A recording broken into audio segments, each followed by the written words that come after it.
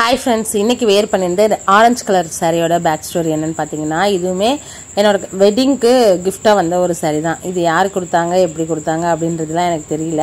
ஆனா இது அப்போ வந்த சாரி தான். அப்போ வந்த சாரி எல்லாமே மாமியார் தான் எடுத்து வச்சிருந்தாங்க. இதெல்லாம் அப்போ வந்துச்சுன்னு சொல்லிட்டு ஒரு bunch of சாரி என்கிட்ட கொடுத்தாங்க. அதுல இந்த சாரி ஒன்னு. இந்த கலர் காம்பினேஷன் எனக்கு ரொம்ப பிடிக்கும். அப்புறம் எங்க கம்பெனி பக்கத்துலயே ஒரு கபடி கிரவுண்ட் இருக்கு. இந்த கிரவுண்ட்ல இந்த மாதிரி எல்லாம் விளையாடி நான் பார்த்ததே இல்ல.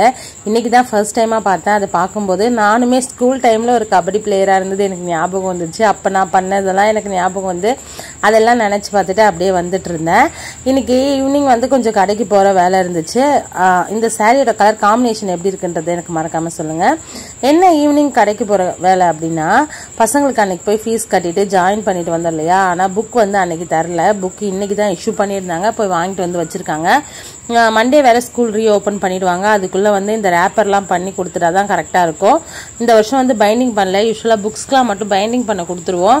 ஆனா அது என்ன ஆகுதுன்னா அது வெயிட் வந்து ரொம்ப ஹெவியா இருக்குன்னு பசங்க ஃபீல் பண்றாங்க. அதனால 3 monthsக்கு ஒன்ஸ் தானே, உங்களுக்கு டேர்ம் வைஸ் தானே, அதனால நம்ம ரேப் பண்ணி கொடுத்துடலாம் அப்படின்னு சொல்லிட்டு ப்ரௌன் ஷீட் அதுக்கு தேவையான திங்ஸ் எல்லாமே செட்டா வாங்கிட்டு வந்து வச்சிருக்கோம்.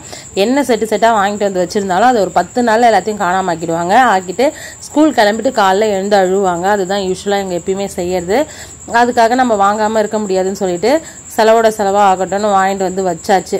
அப்புறம் வழியில அபூர்வா பேக்கரியில செந்தில் மட்டும் போய் டீ குடிச்சிட்டு வந்தாரு. வீட்டுக்கு வந்தனே எல்லாத்தையும் எடுத்து ஒழிச்சு கட்டிட்டு பால் காய வச்சுட்டு போயிருந்தான் தம்பி. அப்பாவுக்கு வந்து புரோட்டீன் பவுடர் மிக்ஸ் பண்ணி கொடுக்கணும் அப்படின்னு சொல்லிட்டு புரோட்டீன் பவுடர் பிளஸ் நாட்டு சக்கரை போட்டு அப்பாவுக்கு மிக்ஸ் பண்ணி வச்சுட்டு காலையில வச்சுட்டு போன கூட்டு கொஞ்சோண்டு மிச்சம் இருந்தது. எக்ஸ்ட்ரா ஆக்க கூடாதுல்ல, சூடு பண்ணி வச்சா நைட்டு தோசைக்கு ஆகும். அதனால அந்தையே அப்படியே சூடு பண்ணி வச்சுட்டேன். யூஸ்வலா காலையில சாம்பார் அப்புறம் இந்த சின்ன சின்ன ஐட்டம்ஸ்லாம் கூட்டு இந்த மாதிரிலாம் வச்சுன்னா அந்த குக்கர்லேயே வச்சுட்டு போயிடுவேன். ஈவினிங் வந்து சூடு பண்ணிட்டு குட்டி பாத்திரத்தில் மாற்றிட்டு குக்கரை கழுவ போட்டுப்பேன். அப்படி தான் யூஸ்வலாக பண்ணுவேன். சடனாக தொண்டையில் கீச்சு வந்துருச்சு. ஸ்கூல் ஆரம்பிக்க போகிறேன்னு சொன்னது தான். அதுலேருந்து இந்த செலவாகிற விஷயத்துக்கு கண்ட்ரோலே இல்லாமல் ஆகிட்டு இருக்கு. இன்னுமே பாக்கி இருக்கு. இதுல பாதி செலவு வேற எங்க மாமியார் கிட்ட பிரிச்சு கொடுத்துட்டேன். மாமியார்னா எங்க நடுக்குழந்தனார்கிட்ட இந்த பேக் வாங்குற விஷயம் அதெல்லாம் அவர் வாங்கி தரேன் அப்படின்னு சொல்லிட்டாரு. இருந்துமே செலவு நல்லா எக்கச்சக்கமா ஆகுது. அதை பத்தி எல்லாம் யோசிச்சுட்டு சாதம் மீந்து இருந்தது. அதுல நேற்று வச்சு கீரையை போட்டு பிசைஞ்சு வச்சிருந்தேன். சரி பொழுதோட சாப்பிட்டுலாம், இல்லாட்டி அதுக்கப்புறம் சாதம் சாப்பிட்டா ஒரு மாதிரியா இருக்குன்னு சொல்லிட்டு சாப்பாடு வச்சுட்டு அது கூட கொஞ்சம் எல்லாடையும் ரவுண்டு முறுக்க வச்சுக்கிட்டேன். ஏன்னா இந்த சாப்பாட்டுக்கு வந்து இந்த மாம்பழம், கருவாடு, இந்த மாதிரி கரமுரன்னு சாப்பிட்ற ஐட்டம்ஸ் இது எல்லாமே வந்து நல்லா ஆப்டாக எடுத்து கொடுக்கும். காசரைக்கீரைலாம் எத்தனை டைம் சாப்பிட்டாலும் எனக்கு சலிக்காது. நைட்டில் இப்போ எங்கள் அம்மா பிசைஞ்சு வச்சுட்டாங்கன்னா காலையில் எழுந்து பல்ல விளக்கிட்டு உடனே சாப்பிட்றது தான். அதனால எனக்கு ரொம்ப பிடிக்கும். அப்படி சாப்பிட்டு முடிச்சுட்டு உட்காந்துருந்தேன். மேடம் வந்து 8 மணிக்கு வந்து ஃபேஸ் வாஷ் கூட பண்ணாமல் ஒரு மேக்கப் போட்டு வந்து மேலே வறுத்துட்டு இருந்தாங்க. உங்ககிட்ட காமிக்கலாமே. வாய் ஃபுல்லாக லிப்ஸ்டிக் பாருங்களேன். இந்த மோஸ்ட்லி இந்த செகண்ட் பார்ன் பேபிஸ் இப்படி இருப்பாங்கன்னு நினைக்கிறேன். ஏன்னா நானுமே இந்த மாதிரி சேட்டெல்லாம் நிறைய பண்ணுவேன். எங்கள் அம்மா சொல்லுவாங்க, அடிக்கடி சொல்லுவாங்க, உன்ன மாதிரி தான் அதுவும் பண்ணுது, திட்டாத அப்படின்னு சொல்லிட்டு. இதெல்லாம் பார்க்கும்போது இவ்வளோ மோசமான பிள்ளையா நான் இருந்திருக்கேனே அப்படின்னு யோசிக்க தோணும். ஆனால் ஒரு சில சமயம் இது ரசிக்கவும் தோணும்.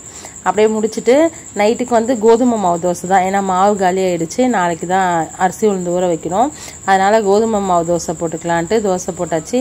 கூட்டு கொஞ்சோண்டு இருக்கு. அது கூட அப்படியே இந்த சென்னாங்குனி பொடி கொஞ்சம் அரைச்சி வச்சதும் இருக்கு. அதை வச்சு எப்படியே நைட்டு மேட்ச் பண்ணிக்கலாம் அப்படின்னு. சட்னிலாம் அரைச்சி கொடுக்கறது இல்லை. ஏன்னா நானும் சாப்பிட்டுட்டேன். பசங்களும் இங்கே சாப்பிட்றது இல்லை. லீவ் விட்டதுலேருந்து அவங்க ஆயாக்கிட்டே தான் இருக்காங்க. அதனால அங்கேயே சாப்பிட்டுப்பாங்க. எது செஞ்சாலும் வேஸ்ட்டாக தான் போகும். அதனால தோசை மட்டும் ஊற்றிட்டு அப்பாவுக்கு சத்து மாவு இருந்தது. அதை கொஞ்சோண்டு கஞ்சி வச்சு எடுத்து வச்சுட்டு வர்ஷினி இன்னைக்கே அட்டை போட்டே ஆகணும்னு ஒரே அடம். நைட்டு சாப்பிட்டு முடிச்சுட்டு உட்காந்து அவங்க அப்பா கொஞ்சம் அட்டை போட்டு மீதி எடுத்து வச்சிருக்காரு. நாளைக்கு போடுவாருன்னு நினைக்கிறேன். இன்னும் இப்படி தான் போச்சு. வீடியோ தான் ஃப்ரெண்ட்ஸ் பிடிச்சிருந்தா லைக் பண்ணுங்க, நம்ம சேனலை சப்ஸ்கிரைப் பண்ணுங்க. Thank you friends.